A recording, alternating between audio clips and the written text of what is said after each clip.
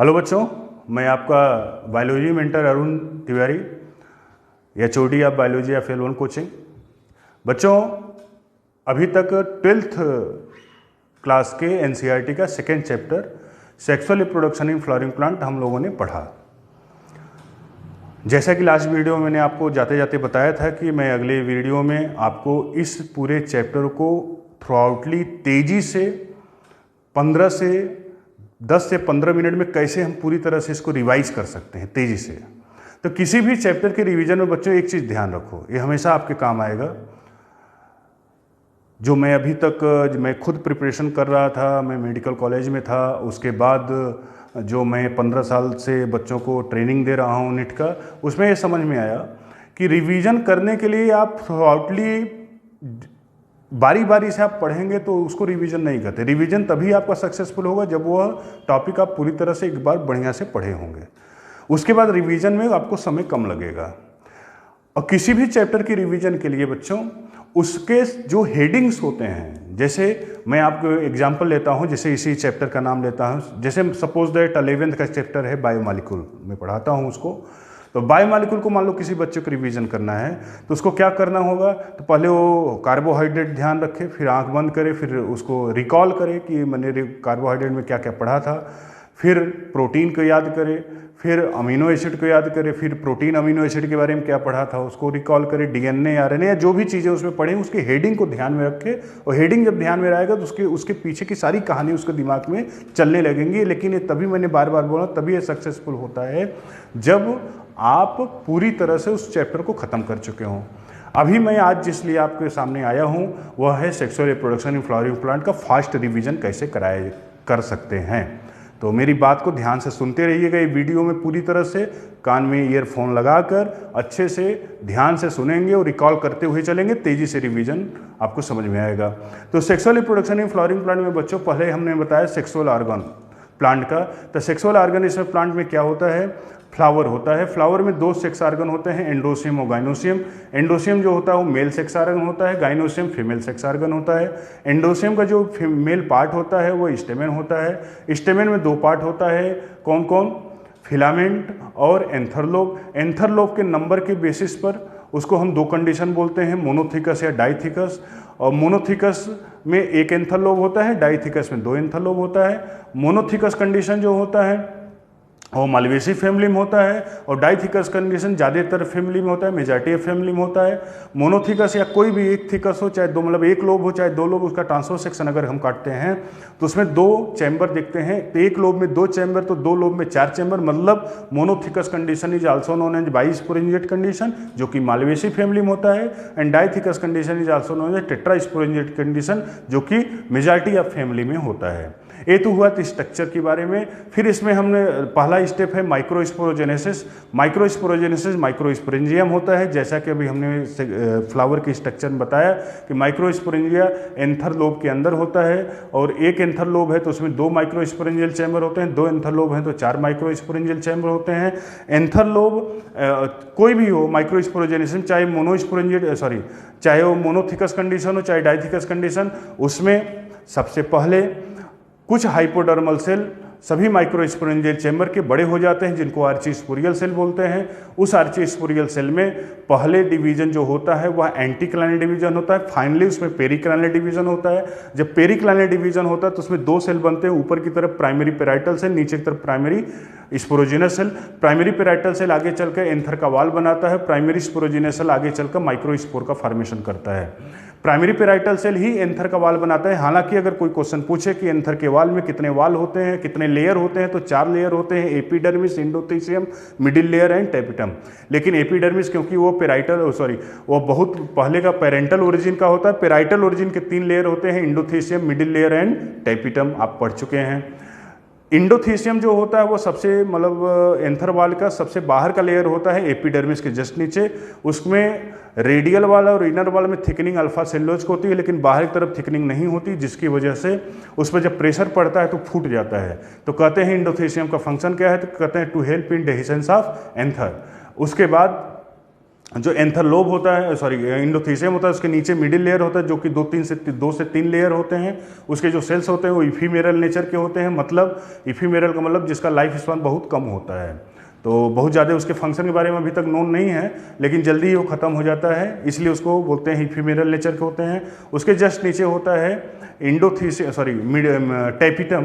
Tapetum is most important cells या most important layer of anther, because tapetum provide all nourishment to developing microspore. Tapetum के अंदर कोई भी गड़बड़ी आ जाती है तो पूरा गड़बड़ी पॉलन ग्रेन या माइक्रोस्पोर में दिखता है, क्योंकि टैपिटम ही वो स्ट्रक्चर है जो सारी चीज़ें प्रोवाइड करते हैं। कहते हैं कि जो टैपिटम होता है उसमें इंडोमाइटोसिस होती है, जिससे वो पॉलीप्लॉइड कंडीशन आ जाता है। ये इंपॉर्टेंट है, इंडोमाइटोसिस टैपिटम के सेल्स में होते हैं जिससे वो पॉलीप्लॉइड कंडीशन बन जाता है। टैपिटम दो तरह के होते हैं, एक होता है पेराइटल टैपिटम या उसको बोलते हैं ग्लैंडुलर टैपिटम या सेक्रेटरी टैपिटम, और दूसरा होता है अमीबॉइड टैपिटम, प्लाज्मोडियम टैपिटम या इन्वेसिव टैपिटम। कहते हैं एक एक पढ़ते हैं पहले। पेराइटल टैपिटम जो होता है उसका पेरेंटल वाल टैपिटम का कभी टूटता नहीं है, उसके अंदर से एक स्ट्रक्चर क्रिस्टलाइन स्ट्रक्चर होता है जो कि यूबिस बॉडी कहलाता है। वह यूबिस बॉडी एक सबस्टेंस का सिक्रेशन करता है स्पोरोपोलिन, जो स्पोरोपोलिन पॉलन ग्रेन के एग्जाइन को बनाता है। वही पॉलन ग्रेन का जो एग्जाइन बनता है वह पॉलन ग्रेन उसी के वजह से बहुत सालों तक पड़ा रहता है, क्योंकि स्पोरोपोलिन किसी भी केमिकल से, किसी भी माइक्रोब से वो डिसइंटीग्रेट नहीं हो पाता। दूसरा है, हाँ क्वेश्चन पूछता है कि एग्जाइन किस चीज़ का बना होता है, तो उसका आंसर है स्पोरोपोलिन का। कहाँ से बनता है, तो उसका आंसर है स्पोरोपोलिन का फॉर्मेशन यूबिस बॉडी से होता है। यूबिस बॉडी कहाँ पाया जाता है, तो उसका आंसर है पेराइटल टैपिटम। दूसरा है अमीबॉइड टैपिटम, प्लाज्मोडियम टैपिटम या invasive tapetum. Plasmodium tapetum, invasive tapetum के बारे में कहते हैं कि इसका जब मेच्योरिटी होती है इसका पेरेंटल वाल डिजॉल्व कर जाता है। इसके अंदर का जितना कंटेंट होता है पूरा नीचे आ जाता है। वो कंटेंट माइक्रोस्पोर टेट्राड जो होता है उसके चारों तरफ डिपॉजिट हो जाता है, क्योंकि इस टैपिटम के अंदर कैलेज एंजाइम पाया जाता है। तो ये जो कैलेज एंजाइम होता है यह माइक्रोस्पोर टेट्राड का जो कैलोज का बना होता है उसको डिसइंटीग्रेट करने में हेल्प करता है, जिससे कि पॉलन ग्रेन फ्री हो जाते हैं और पॉलिनेशन में काम आ जाते हैं। तो ये बात हुई टैपिटम की। हाँ, एक बात आपसे क्वेश्चन पूछे कि टैपिटम का मेन फंक्शन क्या है, तो मेन फंक्शन एक ही होता है, क्या, to provide nutrition for developing microspore. ये तो हुआ बच्चों प्राइमरी पेराइटल सेल की बात। प्राइमरी स्पोरोजेनस सेल जो होता है, प्राइमरी स्पोरोजेनस सेल वही आए आगे चलकर माइक्रोस्पोर मदर सेल की तरह बिहेव करता है। माइक्रोस्पोर मदर सेल में मियोसिस होता है, 4 माइक्रोस्पोर बनते हैं, लेकिन मियोसिस 2 तरह का डेवलपमेंट में होता है, सक्सेसिव डेवलपमेंट या साइमल्टेनियस टाइप ऑफ डेवलपमेंट।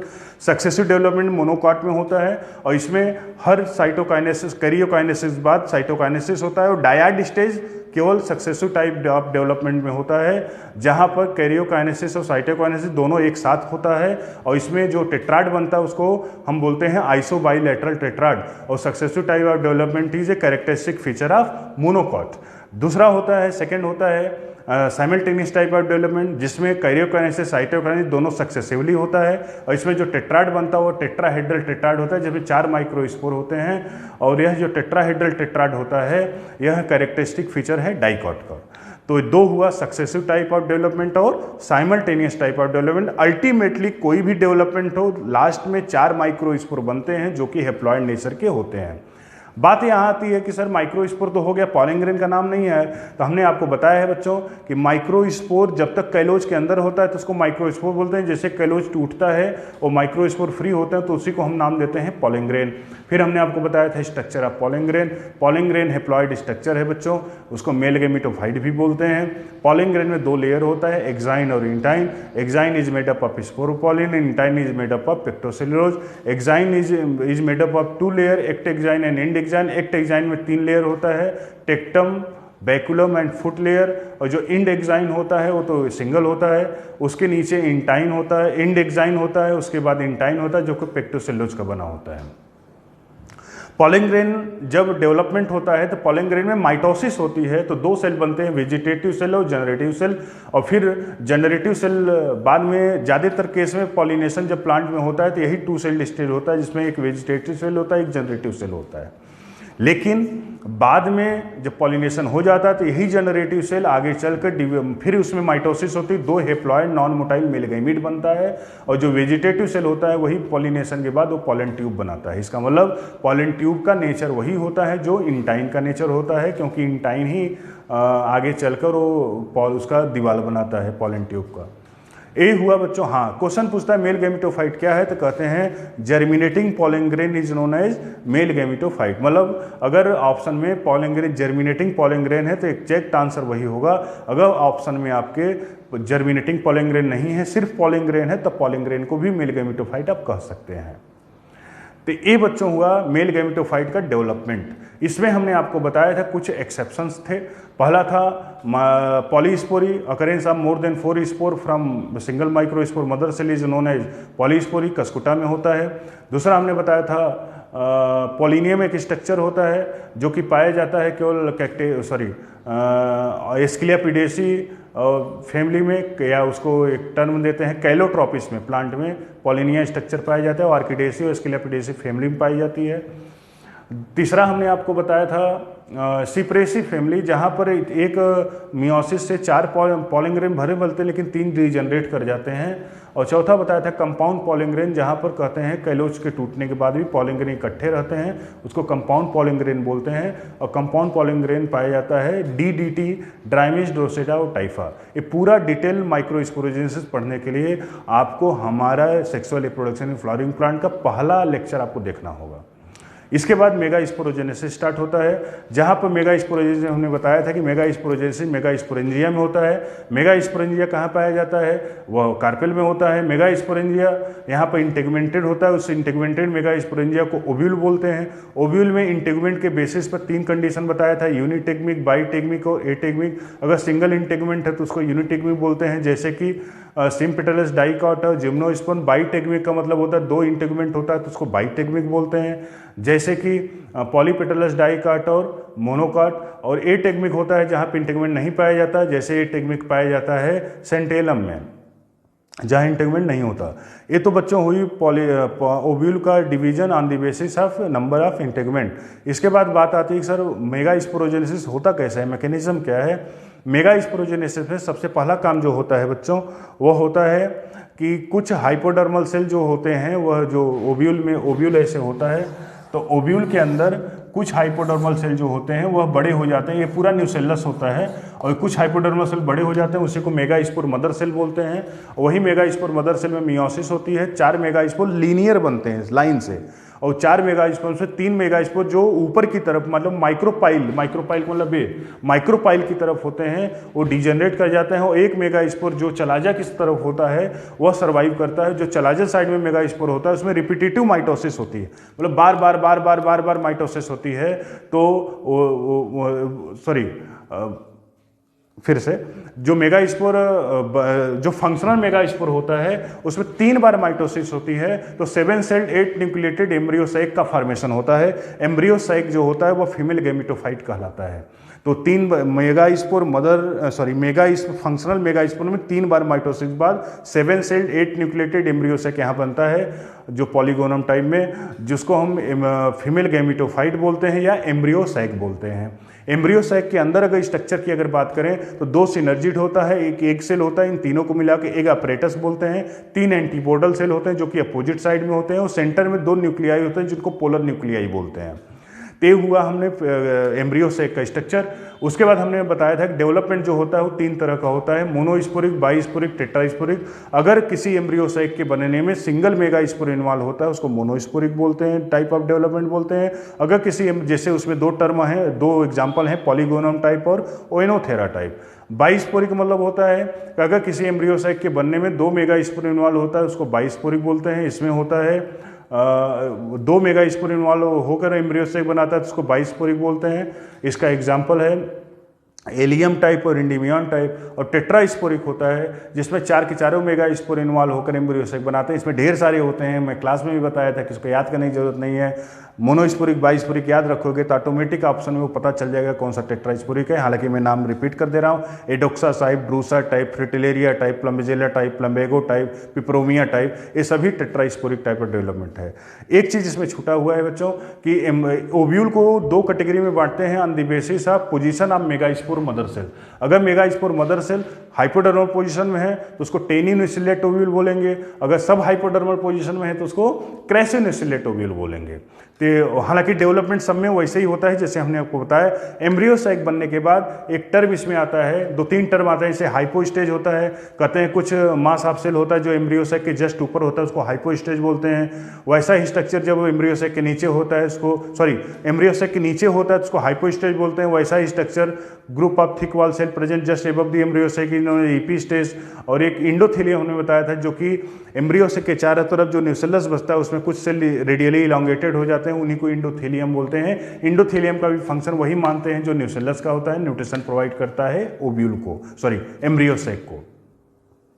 इसके बाद ओव्यूल के 6 कैटेगरी बताए थे on the basis of angle between chalaza and micropyle. Chalaza this is one, जहां से इंटीग्मेंट निकलता है, माइक्रोपाइल ये है। इन दोनों के बीच में एंगल का कितना है, इसके बेसिस पर दो कंडीशन हमें बताया गया था।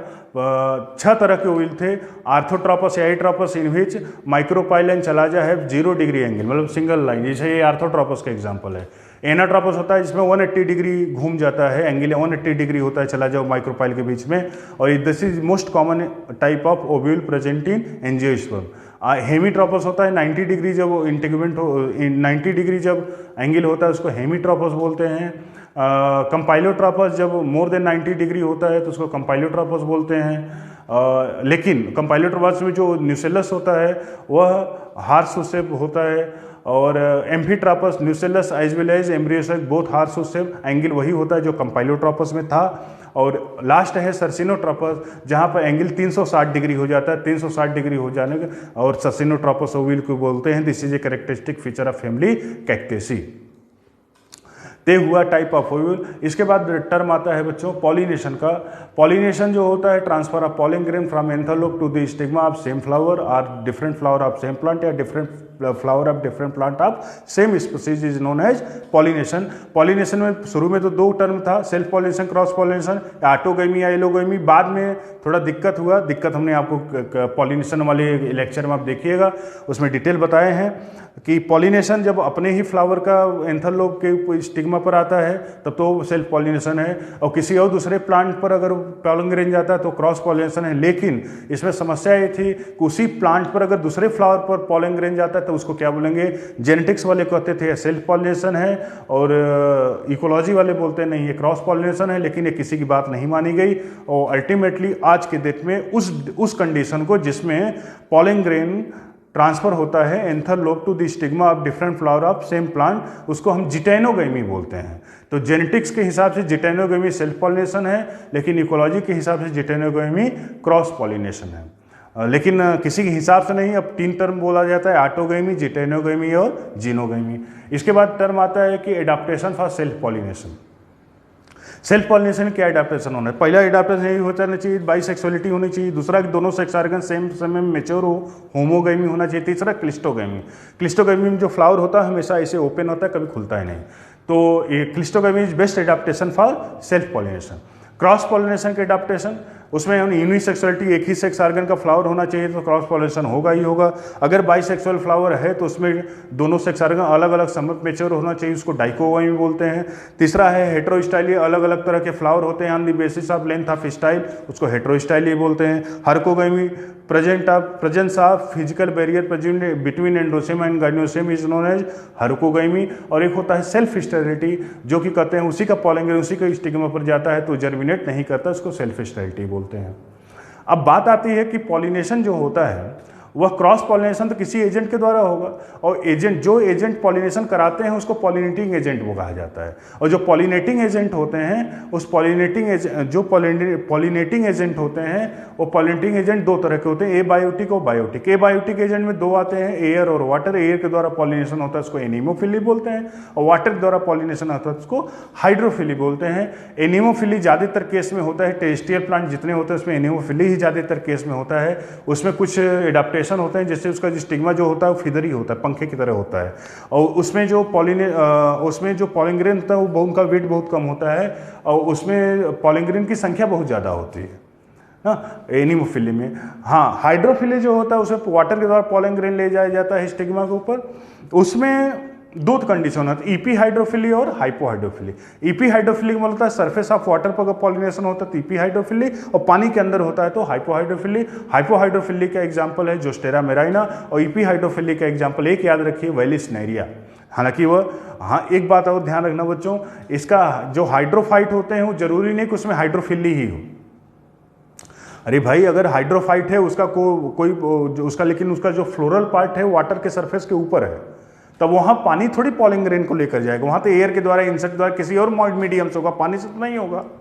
तो इसका मतलब उसी हाइड्रोफाइट में हाइड्रोफिली हो सकता है, जो या तो वाटर के सरफेस पे उसका फ्लोरल ऑर्गन हो या तो सरफेस के अंदर। ये तो हुआ बच्चों ए बायोटिक एजेंट। बायोटिक एजेंट में हमने बताया था बर्ड के द्वारा अगर पॉलिनेशन होता है तो आर्निनोफिली, इंसेक्ट द्वारा होता है तो एंटेमोफिली, हालांकि सबसे ज़्यादा एंटेमोफिली ही होता है।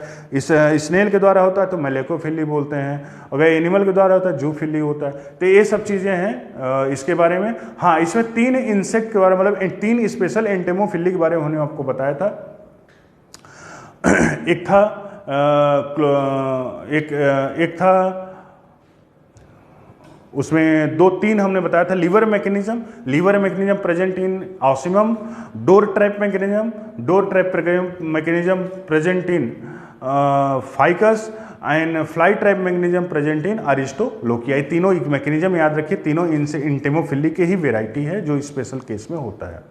ये हुआ पॉलिनेशन। मान लो पॉलिनेशन हो गया, पॉलिनेशन के बाद क्या होगा, पॉलन ग्रेन जर्मिनेट करेगा, पॉलन ट्यूब बनाएगा स्टिग्मा के ऊपर। पॉलन ट्यूब जो होता है वह कहाँ से होते हुए जाएगा, पहला एंट्री उसकी होगी स्टाइल में, दूसरी एंट्री होगी ओविल में, तीसरी एंट्री होगी एम्ब्रियो साइक में। तो हमने आपको बताया था entry of pollen tube in style. तो स्टाइल 2 तरह के होते हैं, हालो स्टाइल और सॉलिड स्टाइल। हालो स्टाइल मोनोकॉट में होता है, सॉलिड स्टाइल डाइकॉट में होता है। जो सॉलिड स्टाइल होता है उसका अगर ट्रांसवर्स सेक्शन काटते हैं तो उसके बीच में जो सेल्स होते हैं वो उनके बड़े बड़े सेल होते हैं, उनको ट्रांसमिटिंग टिश्यू बोलते हैं। इंपॉर्टेंट है, आया हुआ क्वेश्चन है। और उसी ट्रांसमिटिंग टिश्यू के जो सेल्स होते हैं उनके इंटरसेलुलर स्पेस के बीच में होते हुए पॉलन ट्यूब नीचे की तरफ जाता है। Entry of pollen tube in ovule. Ovule के अंदर पॉलन ट्यूब इंटर करने का 3 साधन, या तो इंटेगुमेंट के थ्रू जाए, उसको पोरोगोमी बोलेंगे, तो यही सबसे ज़्यादा भी होता है, पोरोगोमी सबसे कॉमन है। या तो चलाजा की तरफ थ्रू जाए, उसको चलाजोगोमी बोल देंगे, केजुराइनम होता है। या तो इंटेगुमेंट को तोड़ कर जाए, उसको मीजोगोमी बोलते हैं, जो कि कुकुरबिटेसी फैमिली में होता है। लेकिन बच्चों, इन तीनों केस में सबसे ज़्यादा पोरोगोमी होता है। मान लीजिए पॉलन ट्यूब इंटर कर गया ओव्यूल के अंदर, लेकिन अभी जाना कहाँ है, एम्ब्रियो साइक के अंदर, जहाँ एग सेल पाया जाता है। तो एम्ब्रियोस कोई भी गैमी हो बच्चों, चाहे पोरोगैमी हो, चाहे चलाजोगैमी, चाहे कोई भी गैमी हो, एम्ब्रियो साइक के अंदर केवल एक रास्ता से जाता है। कहाँ से? जहाँ पर एग सेल होता है, जहाँ सिनर्जिड होता है। इतना होते होते तीनों एंटीपोडल सेल डिजनरेट कर चुके होते हैं। 2 सिनर्जिड में से एक सिनर्जिड डिजनरेट कर चुका होता है, और दूसरा सिनर्जिड का जो फिलीफॉर्म अपरेटस होता है वही केमिकल सिक्रेट करता है, जिससे पॉलन ट्यूब वहीं पर पहुंचता है। और जैसे पॉलन ट्यूब एम्ब्रियो साइक के अंदर इंटर करता है थ्रू डिजनरेटिंग सिनर्जिड, और जैसे पॉलन ट्यूब इंटर करता है, पॉलन ट्यूब वहाँ बस्ट करता है, दोनों मेल गैमीट वहाँ रिलीज होते हैं। और जैसे वो बस्ट करता है, जो डिजनरेटिंग सिनर्जिड होता है पूरी तरह से डिजनरेट कर जाता है, और दोनों मेल गैमीट सेंट्रल सेल में रिलीज होते हैं। और सेंट्रल सेल में रिलीज होने के बाद एक मेल गैमीट एग सेल को फर्टिलाइज करता है, बनाता है जाइगोट, जिसको सिंगैमी बोलते हैं। दूसरा मेल गैमीट पोलर न्यूक्लियाई से फ्यूज करता है, जो बनाता है जो पोलर न्यूक्लियस फ्यूज करता है, जिसको बोलते हैं ट्रिपल फ्यूजन, और जिसके वजह से इंडोस्पर्म का प्राइमरी इंडोस्पर्म न्यूक्लियस का फॉर्मेशन होता है। क्योंकि एंजियोस्पर्म में 2 मेल गैमीट 2 अलग अलग सेल को फ्यूज करते हैं, इसलिए उसको हम डबल फर्टिलाइजेशन कहते हैं। तो double fertilisation is characteristic feature of angiosperm. Fertilisation होने के बाद दो चीज़ें होती हैं, तो इंडोस्पर्म का डेवलपमेंट होगा अलग और जाइगोट का डेवलपमेंट अलग। जाइगोट के डेवलपमेंट को ही एम्ब्रियो डेवलपमेंट बोलते हैं। जब जाइगोट होता है तो उसमें पहला डिवीजन जनरली ट्रांसवर्स होता है, हॉरिजॉन्टल, और दो ऊपर की तरफ सेल जो बनता है उसको बोलते हैं बेसल सेल या सस्पेंसल सेल। नीचे की तरफ जो सेल होता है उसको बोलते हैं एपिकल सेल या एम्ब्रियोनल सेल। हालांकि फैमिली लोरेंथेसी में लॉन्गिट्यूडिनल डिवीजन होता है पहला डिवीजन, और फैमिली पोएसी में तिरछा मतलब ऑब्लिक डिवीजन होता है। लेकिन ज़्यादातर फैमिली डिवीजन कैसा होता है, हॉरिजॉन्टल होता है, हॉरिजॉन्टल डिवीजन होता है। तो जो हॉरिजॉन्टल डिवीजन के बाद जो ऊपर की तरफ बेसल सेल बनता है, नीचे की तरफ एपिकल सेल बनता है, तो बेसल सेल ही सस्पेंसर सेल कहलाता है। उसमें 6 to 10 ट्रांसवर्स डिवीजन होता है, जिससे जो सेल का पूरा लेयर बनता है उसको बोलते हैं सस्पेंसर। सस्पेंसर का पहला सेल को बोलते हैं हास्टोरियल सेल और लास्ट सेल को बोलते हैं हाइपोफाइसिस। और लास्ट में जो नीचे की तरफ एपिकल से या एम्ब्रियोनल सेल होता है, उस एपिकल या एम्ब्रियोनल सेल में दो वर्टिकल डिवीजन होते हैं, एक ऐसे मतलब 4 सेल और एक ऐसे मतलब 8 सेल। उसी को ऑक्टेंट स्टेज बोलते हैं। इस 8 सेल में जो 4 सेल ऊपर की तरफ मतलब सस्पेंसर की तरफ बने हैं वो बनाते हैं रेडिकल, और जो 4 सेल नीचे की तरफ होते हैं वो बनाते हैं प्लूम्यूल और कॉटिलीडन। तो ये हुआ एम्ब्रियो का डेवलपमेंट। समरी मैं बता रहा हूँ, बाकी डिटेल आप वीडियो में देखिएगा। उसके बाद रिवीजन में ऐसे ही हम लोग को करना है। उसके बाद एम्ब्रियो डेवलपमेंट हो गया। उसके बाद है इंडोस्पर्म का डेवलपमेंट। इंडोस्पर्म का डेवलपमेंट कहते हैं, इंडोस्पर्म बनता क्यों है सर? तो अभी हमने बताया कि जो सस्पेंसर होता है वो सस्पेंसर एम्ब्रियो को ढकेलता है, पुश करता है कहाँ पर, सेंटर की तरफ। जो सेंटर होता है वहाँ पर जो सेंटर होता है वहाँ पर इंडोस्पर्म होता है, जिससे कि एम्ब्रियो का डेवलपमेंट के समय जो भोजन की जरूरत होती है वो इंडोस्पर्म प्रोवाइड करता रहता है। इंडोस्पर्म 3 तरह का हमने बताया कि इंडोस्पर्म ट्रिपल फ्यूजन का प्रोडक्ट है, तो 3N होता है, ट्रिप्लॉइड होता है। और ट्रिप्लॉइड होता है तो उसमें 3 तरह का डेवलपमेंट होता है, nuclear endosperm, cellular endosperm, helobial endosperm. Nuclear endosperm में हमने बताया कि उसका प्राइमरी इंडोस्पर्म न्यूक्लियस में जो होता है उसमें रिपीटेटिव साइटोकाइरियोकाइनेसिस होता है, फिर लास्ट में साइटोकाइनेसिस होता है। मतलब दोनों एक साथ नहीं होता न्यूक्लियर इंडोस्पर्म में। और न्यूक्लियर इंडोस्पर्म में is a most common endosperm. Cellular endosperm जो होता है उसमें कहते हैं कैरियोकाइनेसिस साइटोकाइनेसिस दोनों होता है, लेकिन दोनों एक साथ होता है। सेलुलर इंडोस्पर्म में विलारेसिया धतूरा इसमें पाया जाता है। और हिलोबियल इंडोस्पर्म कहते हैं पहला डिवीजन होता जरूर है, कैरियोकाइनेसिस साइटोकाइनेसिस दोनों होता है, लेकिन इसमें अनइक्वल साइज के सेल बनते हैं। जो छोटा वाला सेल होता है वो खत्म हो जाता है, जो बड़ा वाला सेल होता है वही न्यूक्लियर इंडोस्पर्म की तरह डेवलपमेंट होता है। और हिलोबियल इंडोस्पर्म केवल एक जगह होता है, हिलोबियल क्लास ऑफ मोनोकॉट, और कहीं नहीं पाया जाता। लेकिन मोस्ट कॉमन इंडोस्पर्म कौन सा होता है? Nuclear endosperm. क्वेश्चन पूछता है, आप क्वेश्चन करेंगे तो उसमें दिखेगा कि मोस्ट कॉमन इंडोस्पर्म कौन सा होता है? Nuclear endosperm. और ये भी पूछता है कि कौन सा इंडोस्पर्म है कितने सेल के बाद पता चल जाता है? तो पहले सेल के बाद। अगर पहले सेल के बाद डिवीजन हुआ, न्यूक्लियस कैरियोकाइनेसिस साइटोकाइनेसिस दोनों नहीं हुआ, केवल कैरियोकाइनेसिस हुआ तो न्यूक्लियर होगा। दोनों हुआ, इक्वल साइज के सेल बने तो सेलुलर हुआ। दोनों हुआ कैरियोकाइनेसिस साइटोकाइनेसिस लेकिन इक्वल साइज के सेल नहीं बना, अनइक्वल साइज के सेल बने तो उसको हिलोबियल इंडोस्पर्म बोलते हैं। ये तो हुआ इंडोस्पर्म के बारे में।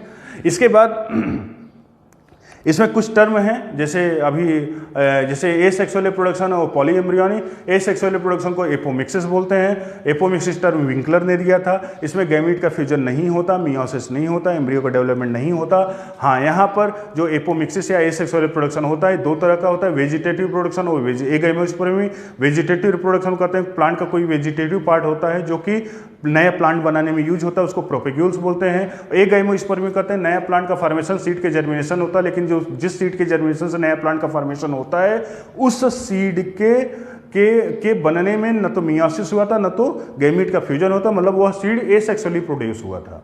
डिप्लोस्पोरी हमने बताया mega formation of embryo sac from megaspore mother cell without meiosis, उसको डिप्लोस्पोरी बोलते हैं। अगर न्यूसेलस के किसी और सेल से बन जाता है या इंटीग्मेंट से अगर कोई एम्ब्रियो बनता है उसको एडवेंटिव एम्ब्रियोनी बोलते हैं। 2 टर्म और एक टर्म और है पॉली एम्ब्रियोनी। पॉली एम्ब्रियोनी के बारे में कहा जाता है बच्चों कि वहां पर occurrence of more than 1 embryo in seed is known as polyembryony. अगर एक ही एम्ब्रियो सेक के अंदर एक से ज्यादा एम्ब्रियो है तो उसको ट्रू होगा पॉली एम्ब्रियोनी, अगर अलग अलग है तो उसको फॉल्स पॉली एम्ब्रियोनी बोलते हैं। पॉली एम्ब्रियोनी सबसे कॉमन होता है, सबसे पहले सिट्रस और मैंगो में देखा गया था, लेकिन सबसे कॉमन ही जिम्नोस्पर्म में होता है।